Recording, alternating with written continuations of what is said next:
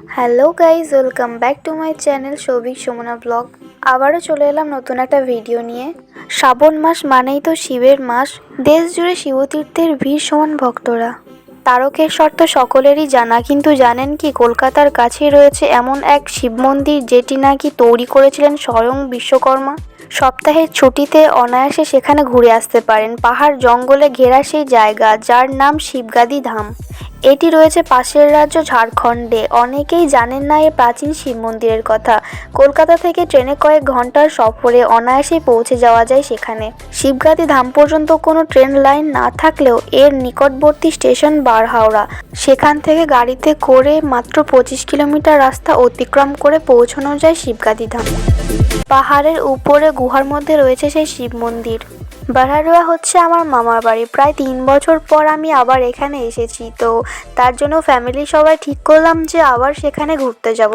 আগেও আমি এই জায়গায় এসেছি, কিন্তু তখন যেহেতু আমি ব্লগ বানাতাম না, তার জন্য তখনকার কোনো ফটো ভিডিওই আমার কাছে নেই। আর যেহেতু এখন আমি ভিডিও বানাই, তো সবটাই আমি তোমাদের সাথে তুলে ধরতে চাই আর তোমাদেরকেও জানাতে চাই এই সুন্দর একটা জায়গার বিষয়ে।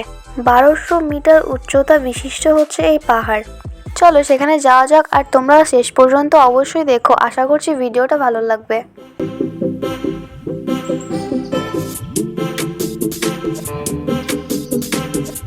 তো এখন আমরা পৌঁছে গেছি, আর এখান থেকে আমাদেরকে হেঁটেই যেতে হবে প্রায় 5 মিনিটের মতো। শ্রাবণ মাসে রীতিমতো মেলা বসে এই মন্দিরের চারপাশে।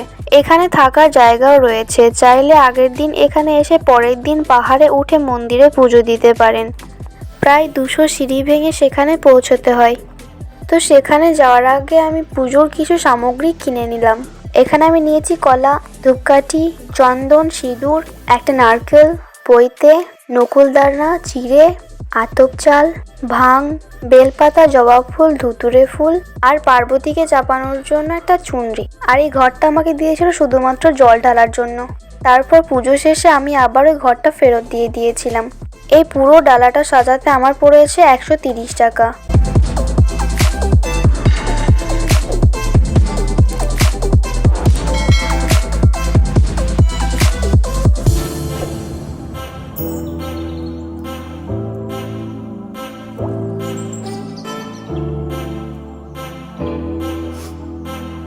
পাহাড়ের চারিপাশে জঙ্গল, বর্ষায় সেই জঙ্গল আরও ভরে ওঠে। সারা বছর এই শিবের মাথায় জল পড়ে। পাহাড়ের পাথর চুয়ে চুয়ে জল এসে পড়ে শিবের মাথায়। এই মন্দিরকে কেন্দ্র করে অনেক অলৌকিক ঘটনাও নাকি শোনা যায়। প্রচণ্ড রৌদ্রের মধ্যে হাঁটতে হাঁটতে যাচ্ছি বাবার মাথায় জল ঢালতে। কথিত আছে পাহাড়ের মধ্যে গুহায় এই শিব মন্দিরটি তৈরি করেছিলেন স্বয়ং বিশ্বকর্মা। শ্রাবণ মাস এবং শিবরাত্রিতে এখানে ভিড় করেন অসংখ্য পুণ্যার্থী। দূর দূরান্ত থেকে গাড়ি করে পুণ্যার্থীরা আসেন এখানে। অর্ধেক কিলোমিটার হাঁটার পর পৌঁছানো যায় এই শিব মন্দিরে। রাস্তার দুধারে পুজো দেওয়ার সব সামগ্রীও পাওয়া যায়। থাকে পুণ্যার্থীর বিশ্রাম এবং খাবার ব্যবস্থাও।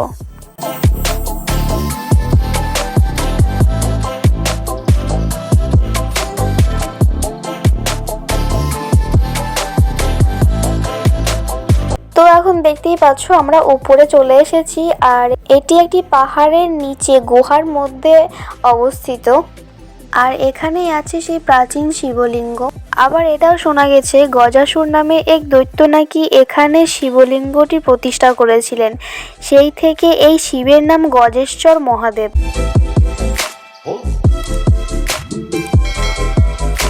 আর এই যে সামনে যে মূর্তিটা দেখছো, শোনা গেছে এটার পিছনে নাকি একটা সুড়ঙ্গ আছে, যেটা মাটির তলে তলে গিয়ে কোনো একটা গঙ্গাতে উঠেছে। এটা আমি নিশ্চিন্ত নই, আমি শুধুমাত্র শুনেছি অনেক বছর আগে, সেটাই আমি তোমাদের সাথে শেয়ার করলাম। আর এটার ব্যাপারে আমার অতটা জানা নেই, আমি পুরোপুরিভাবে বলতে পারলাম না। আর এই শিবলিঙ্গটির ওপরে একটু ভালো করে লক্ষ্য করে দেখলে বুঝতে পারবে যে এখান থেকে পাথর ছুঁয়ে টপ টপ করে জল পড়ছে, যেটার বিষয়ে তোমাদেরকে আমি আগেই জানিয়ে দিয়েছি। আর এরই সাথে এটাও মানা হয় যে ওপর থেকে যেই টিপ টিপ করে যেই জলটা পড়ছে, সেটা নাকি একমাত্র যারা সৎ মানুষ, যারা কোনো জীবনে পাপ করেনি তাদের মাথাতে পড়ে, বাদবাকি যারা পাপী তাদের মাথাতে নাকি পড়ে না। তো সেটা এখানে অনেকজন লক্ষ্য করে। যেমন এখানে যতজনই পুজো করতে আসে সবাই একবার করে ওখানে মাথা নিয়ে যায়, তারপর দেখে যে বৃষ্টি পড়ছে কিনা। তো এটা আমার মনে হয় না যে এটা মানে ঠিক হতে পারে, কারণ এটা সবার মাথাতেই পড়ে।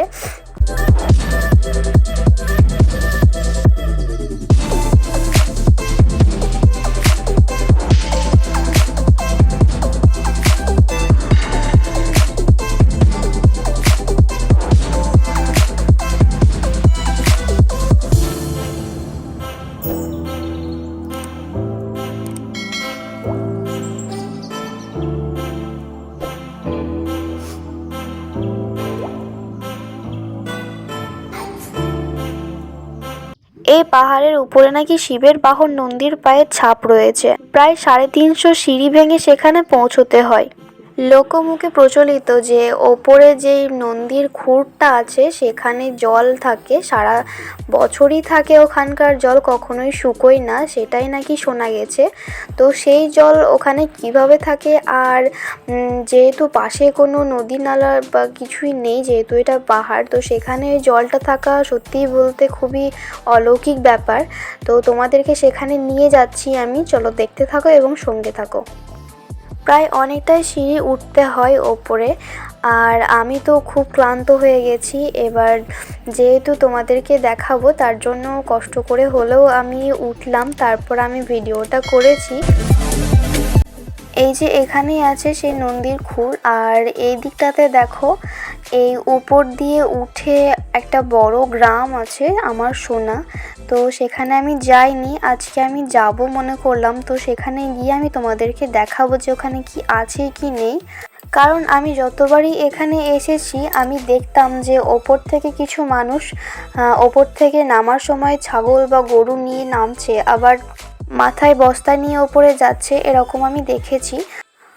তো আমার একটা প্রবলেম হয়ে গেছিলো, আমার ফোনটা সুইচ অফ হয়ে গেছিলো, যার জন্য আমি ওই ক্লিপ দুটো নিতে পারিনি। যেহেতু আমাদের সাথে আর কেউ যায়নি, আমরা দুজন গেছিলাম, বাদবাকি সবাই নিচেই ছিল, তাই এটা নিচে এসে আমি মায়ের ফোনে তুলেছি। ওই ভিডিওগুলো আমার কাছে নেই, সেজন্য আমি খুবই দুঃখিত।